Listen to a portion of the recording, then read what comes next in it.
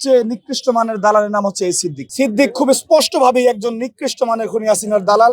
ফ্যাসিবাদকে নির্মূল করার জন্য যে বিরামহীন চেষ্টা, সেটা কিন্তু তারেক রহমানের কর্মীরাই করে যাচ্ছে। নতুন গজিয়ে ওঠা হঠাৎ করে বিপ্লবী তারা কেউ এই ধরনের একজন ফ্যাসিস্টকে ধরিয়ে দিয়েছে। যেহেতু একজন অভিনেতা এই ধরনের কথাবার্তা বলে, তাহলে এর আংশিক সত্যতাও রয়েছে। অর্থাৎ বাংলাদেশের মানুষকে বিভ্রান্ত করার জন্য এই সেক্টরে যারা দালালি করেছে অভিনয়ের জগতে, তার ভিতরে সবচেয়ে নিকৃষ্ট মানের দালালের নাম হচ্ছে এই সিদ্দিক। এবং সিদ্দিক বাংলাদেশের গণমানুষের নেতা জনাব তারেক রহমান, বাংলাদেশের আপসীন দেশনেত্রী বেগম খালেদা জিয়াকে নিয়ে যে এই নিকৃষ্ট ভাষায়, যে অশ্রাব্য ভাষায়, যেগুলি সামাজিক পরিমণ্ডলে ব্যবহার করা যায় না, খুনি হাসিনাকে খুশি করার জন্য সেই ধরনের শব্দ চয়ন করেছে।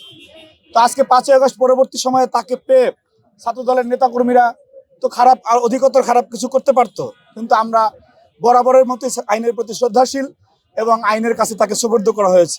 আমরা স্পষ্টভাবে বলতে চাই, এবং এটি খুবই সত্য, যে আপনারা দেখবেন যে ঢাকা শহর সহ সারা বাংলাদেশের যেসব জায়গায় ফ্যাসিবাদের দোসররা গ্রেপ্তার হচ্ছে, প্রত্যেকটি ঘটনার সাথে কোনো না কোনোভাবে ছাত্রদল, যুবদল, স্বেচ্ছাসেবক দল, বিএনপি এবং অঙ্গ সহযোগী সংগঠনের নেতাকর্মীরা জড়িত রয়েছে। অর্থাৎ এই যে ফ্যাসিবাদকে নির্মূল করার জন্য যে বিরামহীন চেষ্টা, সেটা কিন্তু তারেক রহমানের কর্মীরাই করে যাচ্ছে।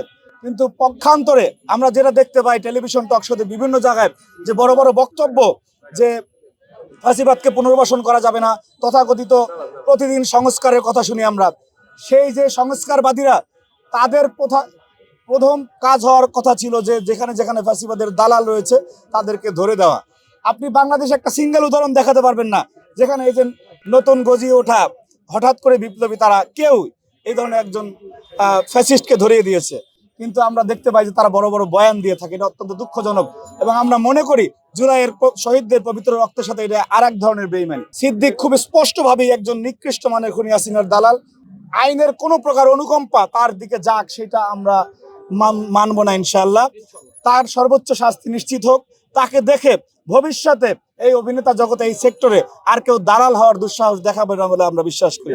সেই ধরনের বিচার এই সিদ্দিককে করা হোক এবং রাষ্ট্র সেই বিচারের ব্যবস্থাটি করুক।